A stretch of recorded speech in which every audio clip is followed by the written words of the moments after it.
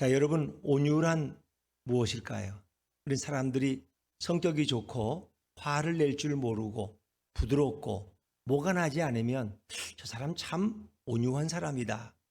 법 없이도 살 수 있는 사람이다. 난 저 사람이 화내는 걸 한 번도 못 봤어. 이렇게 할 때 우리는 온유하다는 표현을 주로 사용합니다. 사전적인 의미에서는 성격이나 태도가 온화하고 부드러운 것, 이것을 온유라고 말합니다. 물론 사람들은 온유한 인품을 아주 훌륭한 성품으로 그렇게 사람들은 생각하고 여깁니다. 그런데 역사 속에는 항상 온유한 성품을 원했던 것은 아닙니다.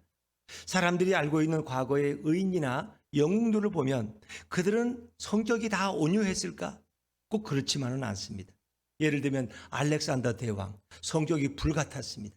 나폴레옹, 결코 온유와는 거리가 먼 사람들이었습니다. 미국의 전차 군단의 승장이었던 패튼 장군이라는 있었는데 이분은 성격이 아주 포악하기로 유명합니다. 전쟁터에서 두려움에 떨고 있는 장교와 병사들을 보면 발로 걷어찼고 꼰총을 얼굴에 거누면서 전쟁터에서 용감하도록 강요했다고 합니다. 인천 상륙작전의 주역인 메가더 장군은 한때 필리핀에서 일본군에게 포위되었을 상황이 있었어요. 근데 수만 명의 자신의 병사들은 뒤로하고 그들을 일본군에게 어찌 보면 그 참혹한 죽음의 고통 가운데 남겨두고 자신만 비행기를 타고 탈출을 했다 그럽니다.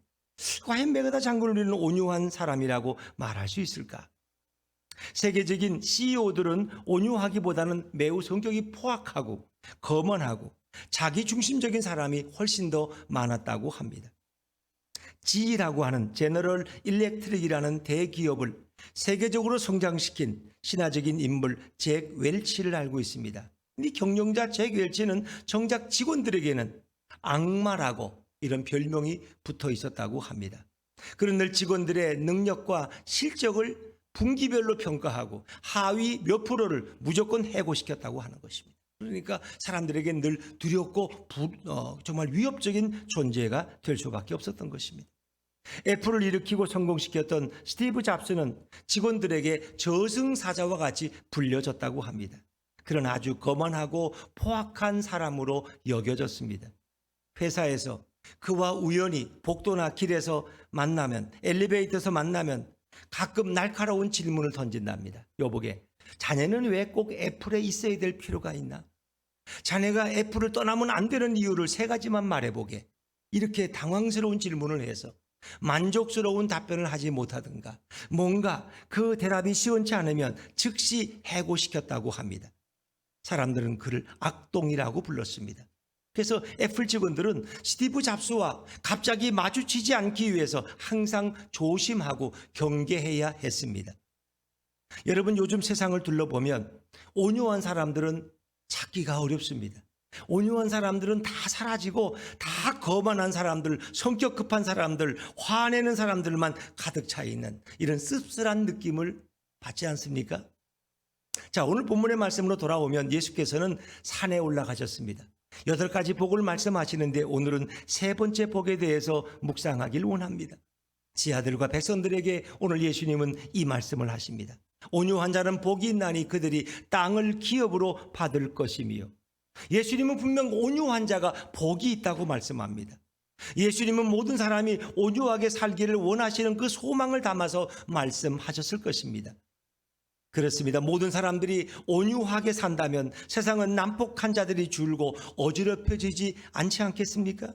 이 말씀에 많은 백성들은 감동을 받고 은혜를 받았습니다. 그런데 과연 예수님 자신은 온유한 삶을 살고 온유한 사역을 하셨을까요? 우리는 거기에 대한 확신을 말하기가 참으로 어렵습니다. 왜냐하면 성경에 비추어진 예수님의 모습은 어찌 보면 온유와는 거리가 먼 모습이 너무나 많기 때문입니다. 예수님은 모든 선지자 중에서도 가장 과격한 분으로 그렇게 비춰집니다. 예수님은 바리새인들, 제사장들을 향해서 독사의 새끼들이라고 아주 심한 욕설을 퍼부으신 적도 있습니다. 한국은 개를 많이 키우죠. 개를 좋아하는 민족입니다. 근데 우리는 개 다음에 뭘 붙여서 개 뭐뭐라고 욕을 합니다. 근데 이스라엘은 독사가 많아요. 그래서 그들은 독사라는 말 뒤에 독사 뭐뭐라고 이렇게 욕을 넣어서 하는 것입니다. 독사 새끼. 자, 마태복음 23장 33절 말씀을 자막에서 한번 읽어볼까요? 마태복음 23장 33절 자막을 좀 펼쳐주실까? 네, 같이 읽죠. 시작. 뱀들아, 독사의 새끼들아, 너희가 어떻게 지옥의 판결을 피하겠느냐? 뱀들아, 독사의 새끼들아. 이거 누가 하신 말씀이에요? 예수님이. 상상도 못했던, 어떻게 예수님이 온유하신 분이 이런 거칠은 욕을 하실 수 있을까? 아무리 다급하셔도 말이죠. 이런 생각이 들지 않습니까? 예수님의 거친 입에서 온유한 모습을 전혀 찾을 수가 없습니다. 이뿐만 아니라 성전에서 매매하고 장사하는 자들, 양과 소를 팔고 매매하는 자들을 내쫓기 위해서 예수님은 과격한 폭력을 2번이나 거침없이 사용하십니다. 자, 마가복음 11장 15절 말씀. 마가복음 11장 15절 같이 읽죠. 시작. 그들이 예루살렘에 들어가니라. 예수께서 성전의 안에서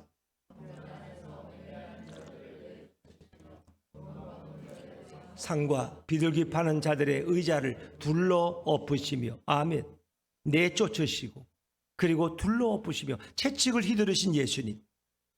예수님은 백성들에게 분명히 온유한 자가 복이 있다고 말씀하셨는데 정말 오늘 예수님의 행동은 거칠고 과격하기가 그지없습니다.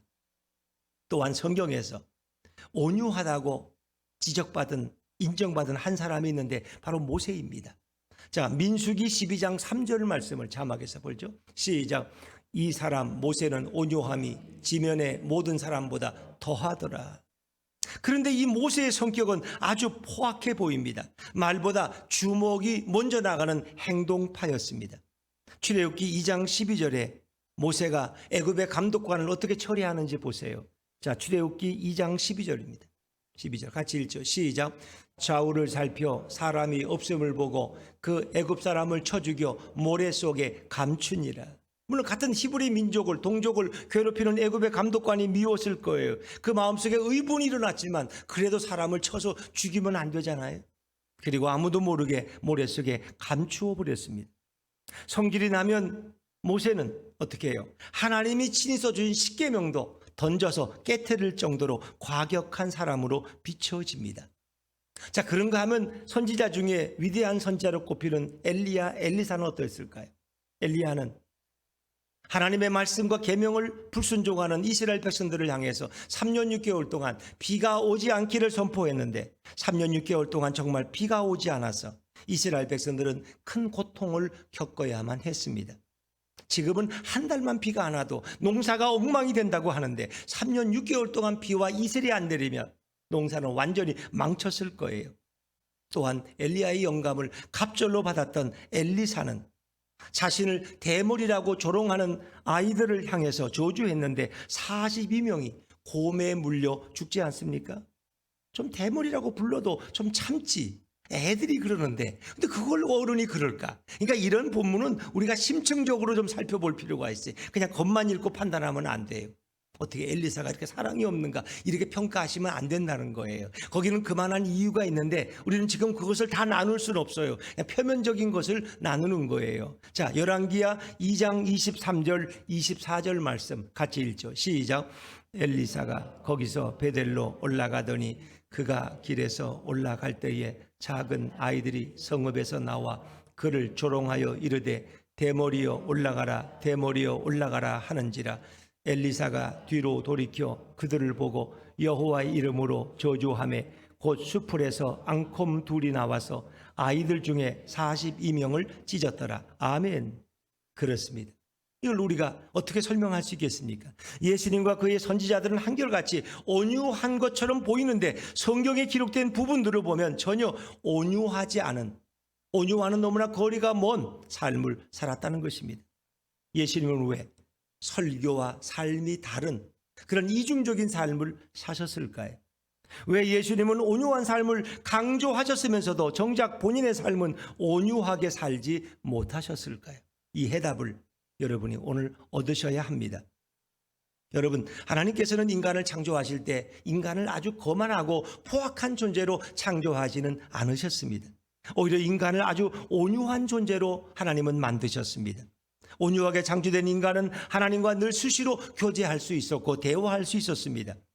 하나님께서는 온 세상의 이치와 원리를 인간에게 가르쳐 주실 때 인간들은 그것을 너무나 잘 받아들였습니다. 습득했습니다. 하나님께서 무슨 말씀을 해도 그 말씀을 명령으로 알아서 순종했고 인간에게는 반항심이나 의심은 전혀 없었습니다. 그런데 어느 날 인간은 하나님이 하시는 말씀에 대해서 하나씩 의심이 들기 시작했어요. 과연 하나님 말씀은 다 사실일까? 과연 하나님의 말씀은 무조건 믿어도 되는 말씀일까? 하나님의 말씀은 정말 다 진리일까? 이렇게 의심이 들어왔습니다. 사단은 뱀을 통해서 이런 의심들을 아담과 하와의 마음속에 흘려보내기 시작했습니다. 뱀이 주는 의심의 생각이 마음에 가득 차고 하나님의 말씀은 점점 마음에서 사라질 때 인간은 하나님을 거부하고 결국 타락하게 되었습니다. 그리고 인간은 하나님이 지으신 아름다운 에덴 동산에서 추방당하는 존재가 됩니다. 타락한 인간이 발로 밟고 사는 땅마다 결국 전쟁과 살림의 황폐로 이어집니다. 농사가 잘 되는 옥토가 쓸모없는 땅으로 변화되고 사막으로 변질되어 가기 시작했습니다. 타락한 인간은 서로 죽이고 미워하고 다투는 관계로 살벌한 관계로 전락해버립니다.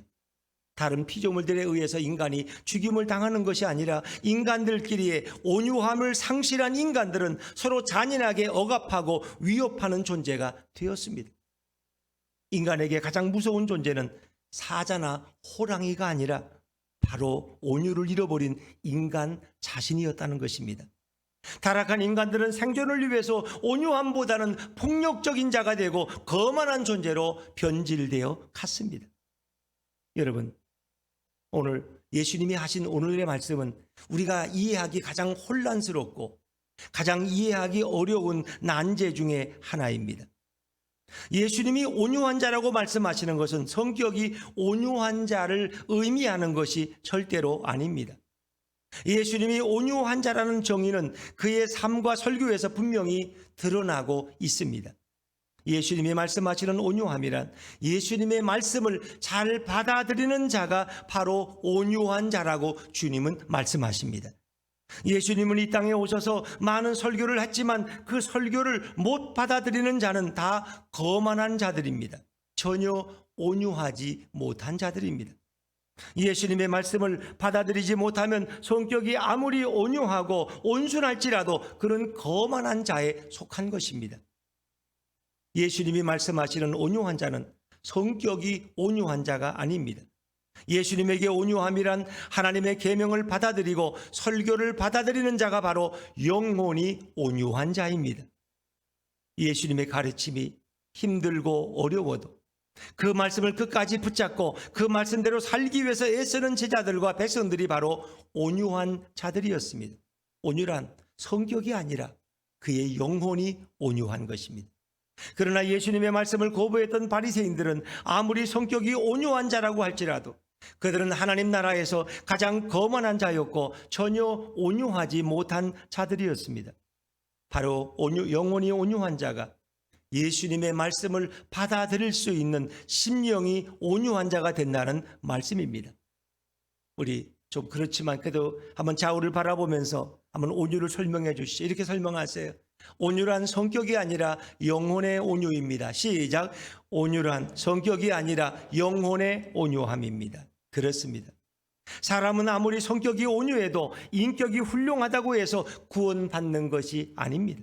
그럼 성격 좋은 사람은, 온유한 사람은 예수를 믿을 필요도 없잖아요. 사람이 아무리 인격이 훌륭하면 그가 승려이건 랍비이건 사제이건 다 구원받는 것이 아닙니다. 누구든지 구원받으려면 예수님의 말씀에 반드시 귀를 기울이고 그리고 예수님의 말씀을 받아들여야 합니다. 그것이 바로 청종이란 말로 성경은 설명합니다. 신명기 28장 2절 말씀을 자막에서 읽어볼까요? 신명기 28장 2절입니다. 시작.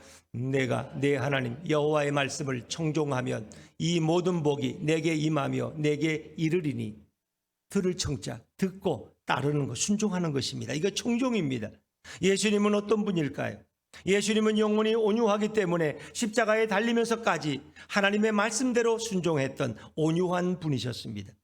예수님은 이 땅에 내려오셔서 하나님이 주신 모든 명령을 다 온유하게 다 받아들여서 그대로 수행하셨습니다. 예수님은 겟세마네 동산에서 자신이 싫든 좋든 자신이 원하든 원하지 않든 하나님의 명령을 다 받아서 행했던 온유한 분이었던 줄로 믿습니다. 예수님은 스스로 온유함을 우리에게 보여주십니다. 예수님은 죽어가는 영혼들을 살리기 위해서 친히 인간이 되어 내려와서 우리 대신, 인간 대신 십자가에 죽는 온유한 사역을 완성하셨습니다. 예수님이 누구십니까? 예수님은 바로 전능한 하나님이시고 하나님과 동등한 분이십니다. 그러나 예수님은 인간을 구원하기 위해서 인간의 모습으로 이 땅에 내려오셨습니다. 예수님은 인간의 거만하고 완악한 마음을 온유한 마음으로 만들어주기 위해서 이 땅에 오신 거룩하고 온유하신 분입니다. 뿐만 아니라 예수님은 자신의 설교를 받아들이는 온유한 자들에게 땅을 기업으로 받게 해 주십니다. 오늘 본문에서 말하는 땅이란 우리가 농사할 수 있는 어떤 농토, 또 집을 지을 수 있는 어떤 대지, 이런 임야나 대지를 가리키는 것이 아닙니다. 예수님이 말씀하시는 땅이란 지구 전체를 의미합니다. 더스 정관사가 붙어 있습니다. 예수님의 말씀을 받아들이는 온유한 자에게는 지구 전체를 주시겠다는 의미입니다. 예수님의 말씀을 그의 온유한 영혼으로 받아들여서 그 말씀대로 따르는 자에게 새 하늘과 새 땅을 새롭게 창조하시고 그것을 상속하여 주시겠다는 크고 놀라운 의미의 말씀입니다. 땅 일부를 주겠다는 것이 아니라 계시록 21장에 나타난 새 하늘과 새 땅 전부를 주시겠다는 놀라운 말씀입니다. 시편 76편 9절을 자막에서 읽어볼까요? 같이 읽죠. 시작. 곧 하나님이 땅의 모든 온유한 자를 구원하시려고 심판하러 일어나신 때로다. 셀라. 그렇습니다. 이 말씀은 오직 그 본체가 하나님과 동등하신 예수님만이 하실 수 있습니다. 하나님이 이 땅의 모든 온유한 자를 구원하시려고 심판하러 일어나실 때로다. 그분이 심판자로 오실 것입니다. 온유한 자들을 구원하기 위해서. 예수님은 자신의 설교를 받아들이지 못하는 자들을 너무나 가슴 아파하셨습니다. 예수님의 말씀을 들어야 영혼이 살고 새하늘과 새 땅에 들어갈 수 있는데 말입니다. 그러나 어리석은 인간들은 예수님의 설교를 철저하게 거부합니다. 예수님이 하시는 말씀에 의심과 의구심을 갖습니다. 예수님이 하시는 말씀에 귀를 기울여 듣지 않습니다. 예수님은 인간이 죽어가는 그런 모습을 보시고 예수님은 죽음의 길에서 그들을 벗어나게 하려고 부드럽게 말씀을 하셔도 그들은 전혀 듣지 않았습니다. 귀를 기울이지 않았습니다. 여러분, 우리가 시각장애자나 청각장애자가 있다고 보세요. 그들은 보지도 못하고 듣지도 못해요. 근데 그 사람이 도로 한복판으로 그 차가 다니는 도로로 뛰어든다면 어떻게 해요? 그냥 지나치면 안 되잖아요. 내가 저 사람을 안다면 강한 발로 잡아 끌어서 안전한 곳으로 끌고 가야 하지 않겠습니까? 조금 거칠더라도 왜? 너무나 위험한 순간이니까. 바로 예수님은 부드러운 말로 해서는 안 되는 자들에게 더 강한 거친 말을 하고 계시는 겁니다. 예수님은 성전에서 상과 의자를 띄웠고 채찍질을 동원해서라도 죽음의 매매의 자리에서 그들을 살리고 싶었지만 사람들은 예수님의 의도를 잘 이해하지 못했기 때문에 예수님이 너무나 건방지고 거만하고 폭력적이라고 예수님을 비판하곤 했습니다. 여러분, 어린아이가 달려오는 기차를 보지 못하고 철로 위에서 한가하게 위험하게 놀고 있다면 진정한 온유란 무엇입니까? 여러분이 그것을 봤다면 여러분이 행할 온유란 무엇입니까? 비록 그 아이를 밀쳐내더라도 그 아이를 구하는 것이 진정한 온유가 아닙니까? 왜 남의 아이를 기차가 지나가는데 구하려면 좀 조용히 앉지 팔을 잡아다녀서 팔을 부러뜨렸다고 이렇게 비난할 수 있을까요? 생명을 구원한 사람에게. 예수님이 이렇게 사람들을 살리기 위해서 죽음에서 밀쳐내고 죄악에서 밀쳐내어도 사람들은 예수님의 행동과 말이 온유하지 못하다고 비난했습니다. 죽음의 길로 걸어가는 백성들을 건져내기 위해서 예수님은 애쓰셨지만 사두개인과 바리새인들은 인간의 완악함과 거만함으로 오히려 예수님을 난폭한 자, 거만한 자라고 비난했습니다. 예수님은 온유한 마음으로 자신의 삶을 불태워서 인간들을 살려주고자 애쓸 때마다 교만한 사람이다, 거만하다, 폭력적이라는 온갖 욕과 비방을 당하신 분이 바로 우리 예수님이십니다. 예수님은 죄인들을 위해서 온유함으로 십자가에서 대신 죽으셨지만 사람들은 예수님이 거만했기 때문에 예수가 죄가 많아서 십자가에서 죽음당했다고 오히려 조소하며 기뻐했습니다. 온유한 자에 대한 예수님의 가르침은 인격적인 가르침만을 의미하지 않습니다. 이 말씀은 예수님의 8가지 역할과 사역에 대해서 말씀하고 있습니다. 이 세상을 예수님이 구원하러 오실 때에 어떻게 세상을 구원하실지 기록한 책이 바로 성경입니다. 성경은 단지 공자왈, 맹자왈 수준의 윤리서적이 아닙니다. 성경은 구원의 비밀을 말하고 있는 책입니다. 성경은 새하늘과 새 땅의 비밀을 우리에게 알려주고 있습니다. 성경은 예수님이 어떤 분인지, 예수님이 어떤 역할로 인간들을 구원할 것인지 분명하게 기록한 책이 바로 성경입니다. 오늘 말씀에는 예수님이 이 땅에 오셔서 죄인들을 온유함으로 품겠다는 예수님의 사역의 역할이 나타나 있습니다. 죄인들을 협박하거나 죄인들에게 불법 폭력을 사용해서 죄인들을 겁주어서 구원하는 그런 예수님의 모습이 아닙니다. 회개하는 죄인들에게 예수님은 한없이 부드럽게 대하여 주시겠다는 커다란 의미가 그 안에 숨겨져 있습니다. 예수님은 자신의 죄를 고백하고 예수님에게 나오는 모든 죄인들을 항상 온유함으로 받아주십니다. 세리와 장녀들이 예수님께 나왔을 때 거만한 바리새인들은 그들을 멀리하고 욕하고 회당에 들어오지 못하게 했지만 예수님은 그들을 온유함으로 자신의 품에 꼭 품어 주셨습니다. 그러나 죄인들을 비난하는 거만한 영혼의 바리새인들과 교만한 영혼의 제사장들에게는 예수님은 온유하게 말씀하지 않으셨습니다. 바리새인들은 겉으로는 온유한 외형과 인격을 가지고 있는 것처럼 보이지만 그들의 걸음걸이조차도 아주 점잖게 걸어가지만 그들의 영혼은 전혀 온유하지 않았습니다. 예수님은 회개하고 돌아오는 세리와 창기들을 지켜주기 위해서 바리새인들의 거만한 말들을 차단시켜 주셨습니다. 예수님은 창기와 세리처럼 예수님의 말씀을 받아들이는 자들에게 새하늘과 새 땅이 상속될 것을 전파해 주십니다. 예수님은 온유하시기 때문에 십자가에서 죽어야 하는 그 사명을 다 받아들이고 도망하지 않으시고 뒷걸음질지 않으시고 처참하게 십자가에서 죽으십니다. 자신에게 주어진 사명을 외면하거나 거부하지 않고 완전한 온유하심으로 모든 죽음에 이르는 사명을 다 받아들인 분이 우리 예수님이십니다. 그래서 예수님의 온유하심에는 끝이 없는 줄로 믿습니다. 여러분, 온유란 무엇입니까? 온유는 성격이 아니라 온유한 영혼을 가리킵니다. 온유한 자는 그의 말씀을 받아들이는 자입니다. 성격이 온유할지라도 예수님의 말씀을 거부하는 자는 천국에서 전혀 온유한 자가 아닙니다. 이런 자는 거만한 죄로 정죄를 받습니다. 온유란 예수님의 그 어떤 말씀도 받아들이는 영혼이 온유한 자입니다. 예수님의 말씀을 받아들이지 못한 바리새인들은 온유한 성격이 많았지만 온유한 성격으로 모두 지옥에 갔습니다. 성격이 온유하고 온화해야 천국에 간다고 생각한 저들은 수많은 시간 동안 온유한 성품을 갖기 위해서 수많은 시간을 들여 자신의 힘으로 수련을 하지만 새하늘과 새 땅은 성격과 성품으로 들어가는 곳이 절대로 아닙니다. 새하늘과 새 땅은 예수님의 영혼을 받아들임으로 들어가는 천국입니다. 온유란 바로 영혼입니다.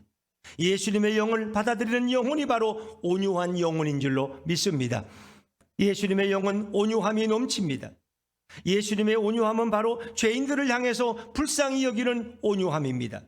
죄인들을 품어주는 온유함이 예수님에게는 가득했습니다. 세상에서 욕먹고 세상에서 비방받는 못난 모든 자들을 품어주시는 예수님의 온유한 영이 결국 죄인들을 새하늘과 새 땅으로 인도해 주십니다. 온유란 성격이 아니라 바로 예수님의 영을 가리킵니다. 인간은 천국에 들어가기 위해서 수많은 시간 동안 수양을 하고 수많은 방법으로 수련을 하지만 결국 새하늘과 새 땅을 들어갈 수 없습니다. 왜냐하면 그곳은 인격 수양으로 들어가는 곳이 아니고 바로 예수님의 영으로 들어가는 곳이 천국이기 때문입니다.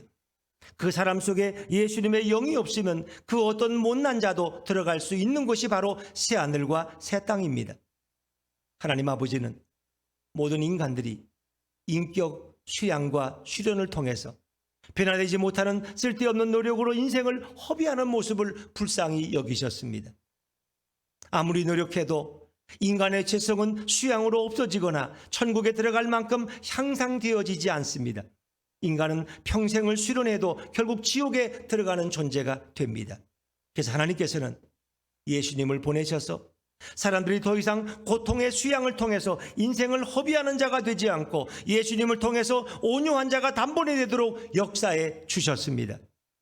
만약 하나님 아버지가 예수님을 이 땅에 보내지 않았다면 인간은 평생 동안 자신을 수련하느라고, 성격을 개조하느라고 잠도 자지 않고 밥도 제대로 먹지 않고 깊은 산속에 들어가 홀로 거하며 결혼도 하지 않고 자식도 낳지 않고 자신을 채찍질하는 고통을 받으면서 비참하게 짐승처럼 살아야만 했을 것입니다. 그러나 하나님 아버지는 예수님을 이 땅에 보내셔서 단번에 우리를 온유한 자로 만들어주시는 놀라운 역사와 은혜를 주신 줄로 믿습니다. 그분이 바로 고마우신 하나님 아버지십니다.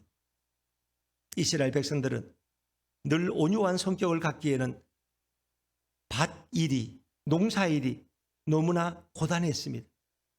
장사할 때에 성격이 거칠어질 수밖에 없었고 자신의 못난 성격을 저주하며 지옥으로 가는 자신의 삶을 싫어했습니다. 여러분, 제가 언젠가 인터넷에 보니까 구찌 핸드백이 3개월 동안 그래도 비싼데 150만 원이 더 올랐대. 그래도 그걸 사려고 줄을 서 있어. 뭐 그런 분들에게 한 10만 원, 20만 원 깎아주는 건 별로 문제가 안 돼. 시장에서 콩나물을 파는데 어떤 아줌마가 와서 얼마 어치 사더니 한 움큼 더 달라고 집어간다면 그걸 그냥 두겠습니까? 아주머니, 난 남는 게 없어요. 이거 팔려서 5원 남는데 이거 한 움큼 가져가면 30원 미치는 거예요. 그러니까 온유하다면 그냥 가져가세요. 괜찮아요. 뭐 돈 안 벌면 어때요? 이렇게 온유하지만 가서 붙들고 이거 가져가시면 안 돼요. 오늘 난 장사 헛하는 거예요. 여러분, 콩나물 팔아서 한 움큼을 가져가면 뭐가 남겠어요? 그들이 성격이 고치를 줄 수밖에 없어요. 부드럽고 온유하게 할 수가 없는 거예요.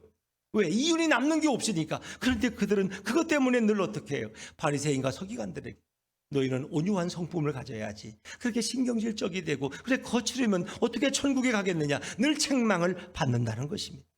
그래서 그들 자신들도 자신의 삶이 너무 싫었어. 왜? 내가 이런 삶을 살아야 되나? 밭일을 하고 장사일을 하고 양들을 치는 일은 너무나 힘겹고 어려운 일이었어요. 바리새인들은 날마다 백성들의 성격이 온유하지 못하다고 비난하고 책망하는 설교만 했습니다. 그런데 어느 날 예수님의 설교를 들었습니다. 성격이 아니라 예수님을 받아들이는 영혼이 온유한 자라는 놀라운 말씀을 예수님이 하셨습니다.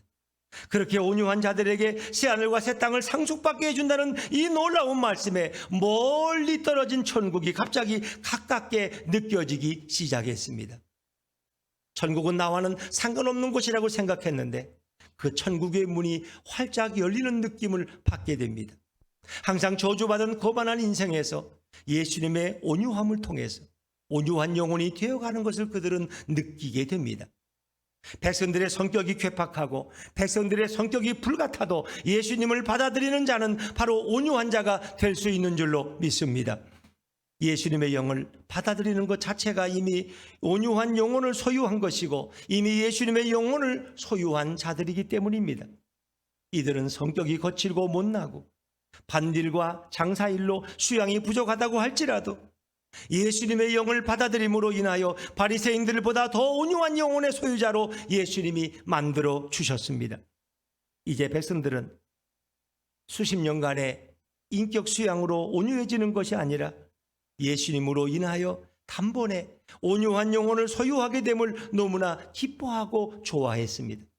수십 년간 수양한 바리새인들도 결국 들어가지 못하는 새하늘과 새 땅을 예수님의 은혜로 들어가서 그 천국을 상속받고 소유하는 기쁨이 하찮은 백성들에게는 차고 넘치게 되는 것입니다.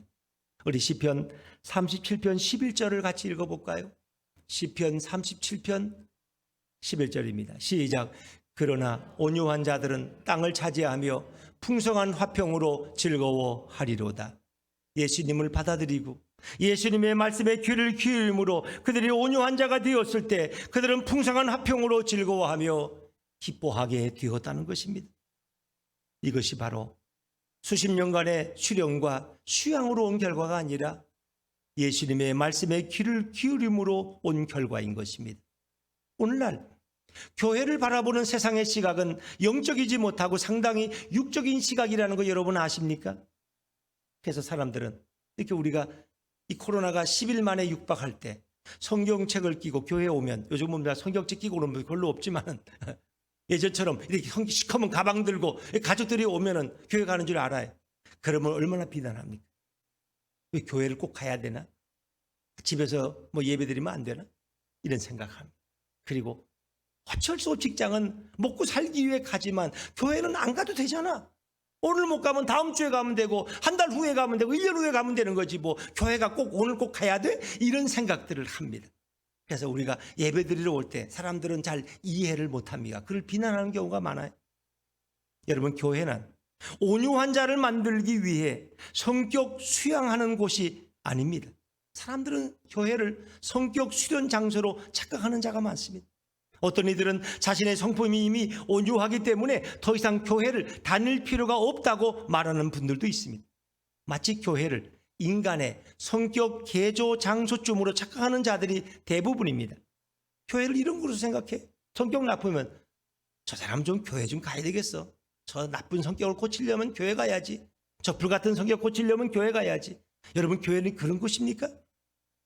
예수님을 바라보는 시각도 마찬가지입니다.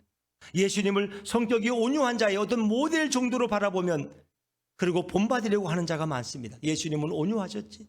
예수님은 사랑이 많으셨지. 우리도 예수님을 본받아야 돼. 이런 생각하죠. 예수님은 죽어가는 영혼들을 향해서 그 위험을 말하거나 행동할 때에 전혀 온유한 말씀과 성품이 아니었습니다. 뜨거운 가슴과 끓는 영혼이 있기 때문에 죽음의 길에서 건져내 주시기 위해서 예수님은 애타게 부르짖으셨고 간절한 말씀으로 그들을 때로 책망하기도 하셨고 격렬한 행동으로 그들을 밀쳐내기도 하셨습니다. 그러나 세상 사람들은 영혼을 보지 못하고 인간의 외면인 성격만 바라봅니다. 세상 사람들은 사람의 성격과 기질만 바라보면서 사람을 평가하는 잘못된 편견을 많이 가지고 있습니다. 성격이 좋으면 예수 믿으려면 저분처럼 믿어야 돼. 성격이 달라. 아주 온유해. 화내는 거 한 번도 못 봤어. 근데 어떤 불같은 성격을 보면 저 사람은 평생 예수 믿어도 효과가 없어서 성격 하나 못 고치잖아. 우린 이렇게 쉽게 세상 사람들은 평가한다는 거죠. 그러나 여러분, 이 세상에서 어떤 성격이나 어떤 기질이라도 조금 수양이 모자라고 조금 더 거친 성격을 갖고 있다고 할지라도 또 산이나 들에 가서 미리 개인의 심신 수양을 통해서 먼저 못난 성격을 개조하고 나중에 예수님을 찾아올 필요는 전혀 없습니다. 왜 그럴까요? 예수님은 세리와 같이 강팍하고 창기와 같이 난잡한 성격이라고 할지라도 예수님을 받아들이는 부드럽고 온유한 영혼을 갖고 있다면 예수님이 그 사람의 영혼 안에 들어가셔서 나머지 부족한 부분은 예수님의 영으로 고치시고 보완하시고 점점 완성해가는 역사를 하시는 것입니다. 예수님을 받아들이고 예수님의 말씀을 따를 수가 있다면 그것은 성격이 온유한 자가 아니라 바로 영혼이 온유한 자인 것입니다. 이렇게 예수님을 받아들이는 자는 이미 예수님의 영을 상속받아서 그 안에 예수님의 생명이 있는 자입니다. 그러나 교회에 와서 성격 개조에 힘을 쓰고 온유한 성격만을 갖기 위해서 신앙생활을 한다면 결국 자신의 의로움으로 천국에 가겠다는 사단의 생각과 동일한 생각이고 결국 지옥에 떨어지는 비참한 인생이 되고 마는 것입니다. 성도란 성격이 온유한 자가 아니라 영혼이 온유한 자입니다. 한번 절 따라하세요. 성도란 성격이 온유한 자가 아니라 영혼이 온유한 자이다. 그렇습니다. 성도는 좋은 성격 때문에 구원을 받고 새하늘과 새 땅에 들어가는 자가 절대로 아닙니다. 성도란 성격이 부족하고 인격이 약하고 거칠고 때때로 형편없는 성품으로 살더라도 그의 영혼이 예수님의 모든 말씀을 받아들이고 예수님의 말씀을 온유한 영혼으로 받아들이는 자가 바로 성도인 것입니다. 성도는 그의 영혼을 주님 앞에 드려서 영혼과 온 마음으로 예수님 앞에 나아가는 자가 온전한 성도입니다. 성도는 인격 수양을 통해서 예수님을 만나는 자가 아닙니다. 성도는 온유한 영혼으로 예수님을 만나고 그 이후에 온유한 성격으로까지 변화될 줄로 믿습니다. 예수님이 온유한 영혼을 먼저 만드시고 그 다음에 온유한 성품으로 우리를 만들어 주십니다. 예수님을 만나면 강팍한 영혼에서 온유한 영혼으로 바뀌어지고 예수님을 만나면 거만한 인격도 온유한 인격으로 바뀌어질 줄로 믿습니다. 성도의 모든 것은 성도가 스스로 바꾸는 것이 아니라 바로 예수님의 역사로 예수님이 바꾸어 주십니다. 이것이 바로 성도입니다. 내 성격을 내가 고치는 것이 아니라 예수님이 내 안에 들어오시면 내 성격을 변화시키십니다. 교회에서 사람들을 사귀다 보면 사람의 인격으로 사람을 판단하는 경우가 종종 있습니다. 인간은 사람의 인격과 인품을 보고 판단하지만 예수님은 그 사람의 영혼을 보고 판단하십니다. 그의 중심, 영혼을 보고 하나님은 판단하십니다. 교회에서 아무리 상냥하고 아무리 선한 것처럼 보인다고 할지라도 예수님의 말씀을 받아들이지 못한 자는 영적으로 거만한 자이고 영적으로 자기중심적인 바리새인과 같습니다. 예수님의 말씀을 받아들이는 자가 성격과 인품이 부족하고 모자랄지라도 예수님에게는 돌아온 탕자가 되고 온유한 심령이 되는 것입니다. 교회에서 성격이 못난 자는 예수님이 여러 가지 시련으로 단련시키지만 교회에서 영혼이 온유하지 못한 자는 결국 지옥으로 들어가는 비참한 인생이 됩니다. 우리가 힘써야 될 부분은 성격의 온유함보다 영혼의 온유함에 목숨을 걸고 바꾸어야 할 것입니다. 사도 바울은 세상을 요동케 하고 시끄럽게 했던 성격이 강한 자이지만 그의 영혼이 너무나 온유했기 때문에 예수님이 시키는 모든 어려운 고생과 난관들을 다 짊어지고 따라가는 영혼의 온유함이 가득한 자, 그가 바로 사도 바울이었습니다. 모세는 여러 계명을 받고 그 계명을 전달하고 지키게 하는 힘든 사역을 감당했지만 언제든지 주님의 명령을 목숨 걸고 따랐기 때문에 불같은 성격이었음에도 불구하고 세상에서 가장 온유한 자로 인정을 받고 칭송을 받은 자가 바로 모세입니다. 때때로 우리 주변에 성격이 불같은 자가 일에 추진력이 있고 사람들에 대해서도 리더십이 있는 것을 볼 수 있습니다. 때때로 우리 주위에서 성격이 좋은 자는 아무것도 못하는 무능력한 자도 우리가 볼 때가 있습니다. 성격은 좋을 수도 있고 나쁠 수도 있습니다. 물론 나쁜 것보다는 좋으면 좋겠죠. 그러나 그것이 우리의 구원을 결정하는 것은 아닙니다. 세상에서 성공한 CEO들을 보면 성격이 아니라는 사실을 금방 알 수 있습니다. 세상 사람들은 우리의 못난 성격과 우리의 기질을 비난하지만 예수님은 우리의 성격이 아니라 영혼이 온유해지도록 역사해 주셨습니다. 우리는 좋은 성품과 성격 때문에 새하늘과 새 땅에 들어가는 자격이 있는 것이 결코 아니라 예수님 때문에 새하늘과 새 땅에 들어갈 줄로 믿습니다. 우리는 교회에 와서 먼저 성격을 개조하기 위해 애쓰는 자가 되지 마시고 예수님의 영과 말씀을 받아들이는 진정한 주님의 자녀가 되시기를 주의 이름으로 축원합니다. 오직 예수님의 온유한 영을 받은 자만이 점점 더 좋은 성격으로 변해갈 수 있습니다. 온유한 자는 예배를 통해서 예수님을 만납니다. 예수님은 여러 방면에서 부족함이 있어도 그 부족함을 나무라거나 야단치지 않으시고 온유하게 다 받아주십니다. 그러나 거만한 자는 예배를 통해서 결코 예수님을 만나지 못합니다. 아무리 성격이 온유하다고 할지라도 영혼이 거만한 자는 예배 때에 예수님을 만날 수가 없습니다. 영혼이 거만한 자는 예배를 드려도 사람만 눈에 보입니다. 영혼이 거만한 자는 예배를 드려도 조용히 눈을 감고 잠만 잡니다. 영혼이 거만한 자는 부족하고 죄 많은 죄인들만 보여서 예배를 드리고 난 후에도 짜증만 내고 불평, 불만만 쏟아놓습니다. 그러나 영혼이 온유한 자는 예배를 드려도 못난 사람들을 품고 계신 온유한 예수님을 만납니다. 예배를 통해서 영혼이 부드러워져서 예수님의 모든 말씀을 다 받아들일 수 있습니다. 예배는 온유한 영혼의 소유자이신 예수님을 만나서 예배를 통해서 예수님을 통해서 자신의 영혼이 예수님의 영혼처럼 닮아가는 놀라운 시간이 바로 예배입니다. 우리 마태복음 11장 29절을 한번 자막에서 읽어볼까요? 마태복음 11장 29절입니다. 시작. 나는 마음이 온유하고 겸손하니 나의 멍에를 메고 내게 배우라. 그리하면 너희 마음이 쉼을 얻으리니. 아멘. 그랬습니다. 예수님은 자신 스스로 나는 마음이 온유하고 겸손하다고 말씀하십니다. 우리는 예배를 통해서 그 온유하신 예수님을 배울 수 있습니다. 예배 때에 예수님의 영을 받아들이면 예수님의 온유함이 내게 들어와서 항상 쉼과 평안이 내 인생에 넘치게 됩니다. 예배란 예수님의 온유한 영을 받아들이는 은혜로운 축복의 사건이고 축복의 시간입니다. 예배 때에 예수님의 온유한 영을 받아들이는 자는 모세처럼 온유한 상급을 받고 새하늘과 새 땅을 상속받습니다. 예배는 성도들을 축복하기 위해서 예수님께서 준비한 가장 복된 시간입니다.